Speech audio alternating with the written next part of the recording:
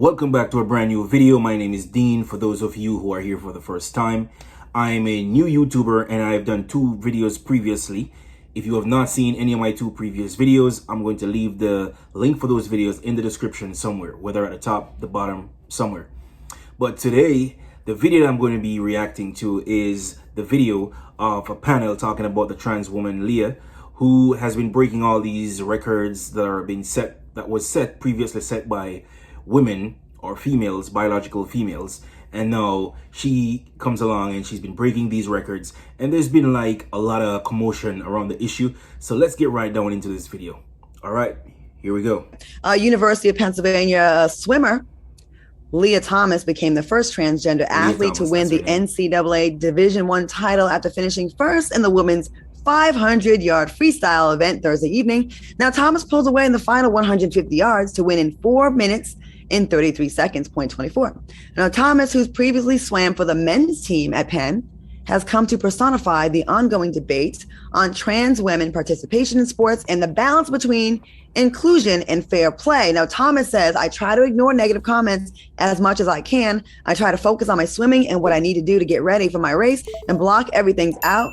What are your thoughts on this historic win? Al, let's start with you. What do you think about this? I think, university collegiate athletics, they're trying to figure it out. I personally feel like it's unfair. We know in this particular case, this particular swimmer swam on the men's team only a year ago. Cut it out, y'all. And to now be... He just said a lot. This particular swimmer swam with the men last year. So they were previously on a male swimming team competing against biological males. And now this year, they're competing against biological females. There's something there that is not balanced, and it doesn't take a person with two eyes to see what's going on here. Okay, on the women's team, and all those women that work so hard, trained so hard, who have scholarships that they depend on to get their education, now jeopardized because they now have a once man in the pool swimming against them as a woman. Just seems to me to be unfair. Now, what we do know, though, is the NCAA has changed the rule. Before, if you took hormone therapy for 1 year, you then qualified. Now they've changed the rules that you have to now take hormone therapy for 3 years, and they have to go through a medical examination to make sure that they don't have the vitality of a man to compete. So that's a thumbs up. So, but in this case, 2 seconds before the next person behind you clearly shows that there's an uneven. Yeah, I get that and I understand that, and I know I'm going out on a slippery slope right now, but can hormone undo puberty? If a trans woman went through puberty as a male, can taking hormones undo that?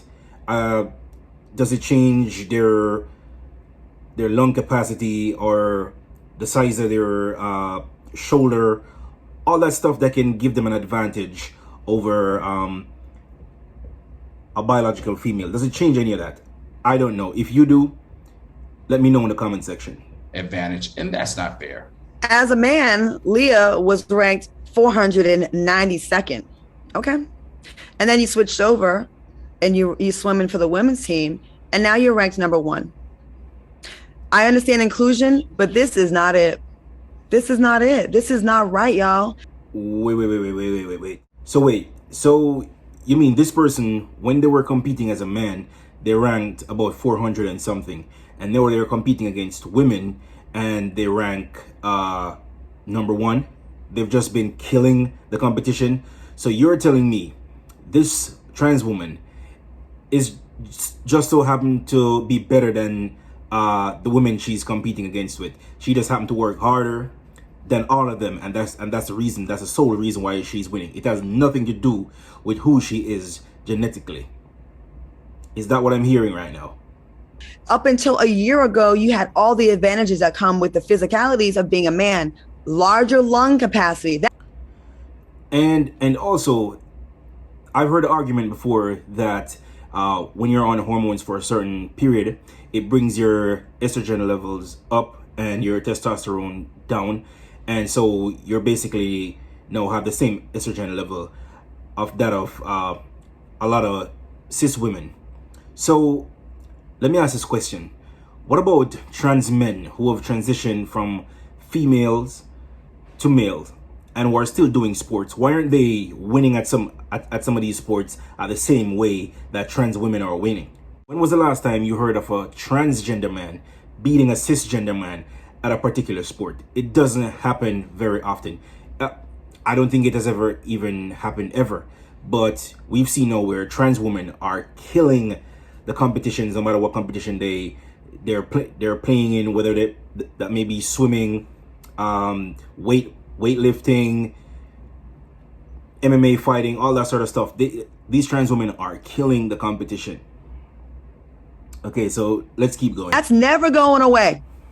That's never going away. Your lung capacity, your broader shoulders, all these things help you be a better, faster, stronger swimmer. And now you're smashing every woman. You went from a scrub amongst men, 492, to the best woman. Do you see a problem with this, Funky, or what do you think about this? You know, being a member of the community, I don't know if she's shading him right now.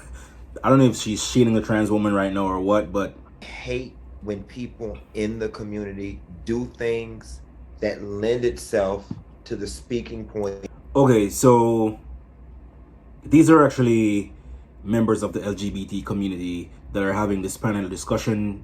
These aren't just random people off the street who decide that they're gonna bash a trans woman. These are actually members of the LGBT community. So I think their words hold some weight, don't you think?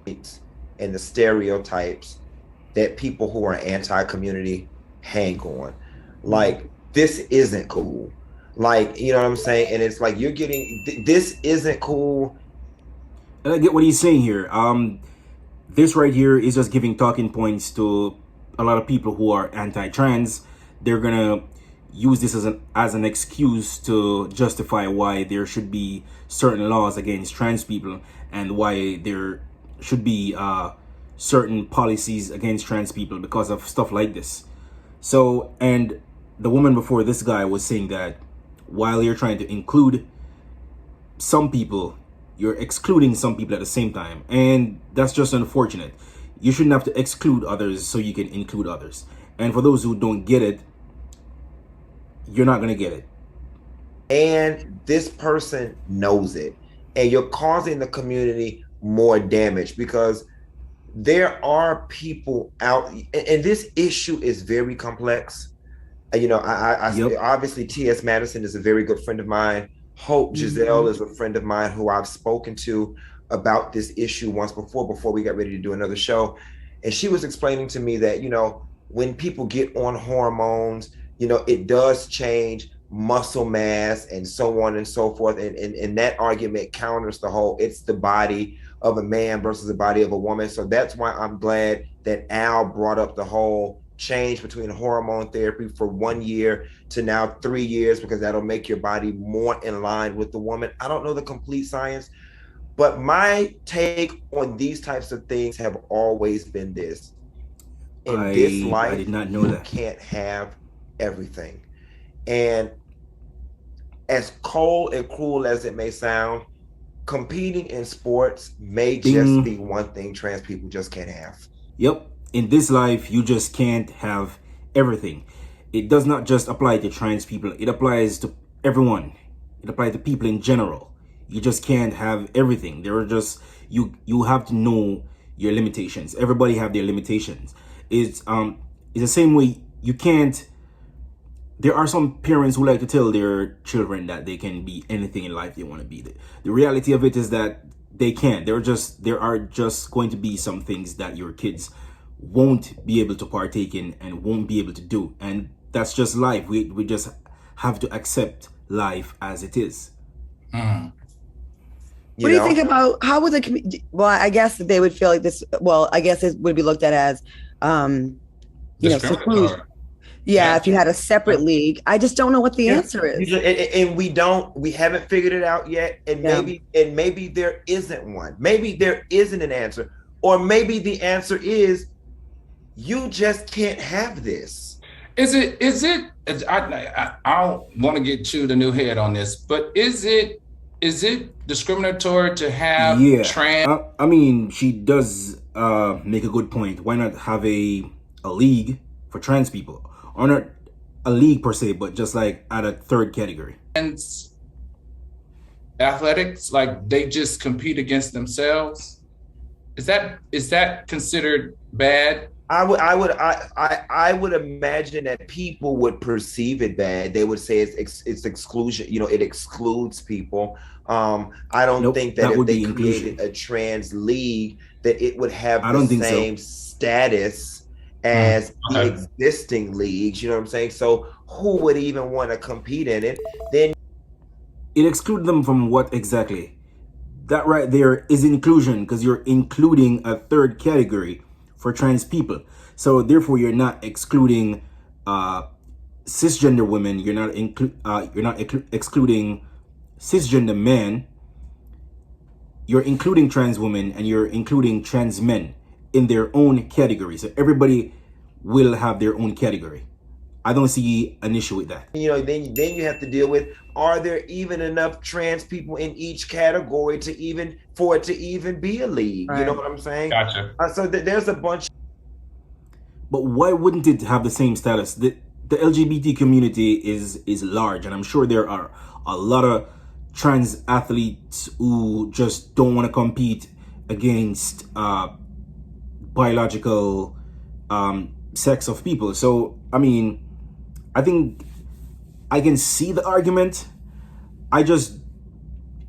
We just can't say it won't work unless we try to make it work. We have to try to make it work But I will before say we can this, say since it we're talking won't about work. this specific story, not all transports, this story, this is just wrong. You competed as a man just a year ago. It was terrible, and now you're the best woman. And no tea, no shade, and I'm not trying to be disrespectful. In the picture they just showed, you look like a whole man. You look like a whole man. I believe so. Body, stature, and all. It's just not fit. Look, come on, girl. Like, girl. Those gotta be the broadest shoulders I've ever seen in Like, my life. come on, Miss Doubtfire. Not today. Well, she does, honestly. She Go to does. commercial. All right, so that was the video, and throughout the video I've given my 2 cents on this, and I want to hear from you. I want to hear what you think, and let's keep this conversation going. Personally, I think this is gonna do more bad than it does good, and we're just gonna stick around and watch this car crash. All right, so you can go on ahead and give me a like, comment down below, and subscribe to my channel. Please hit that notification bell. All of this that I'm saying right now, it helps me to make more videos like this, and the more videos I make, the more this content is being pushed, and I can someday make this into something spectacular. I don't know, I'm just ranting right now, but go ahead and hit that like button, and that's it.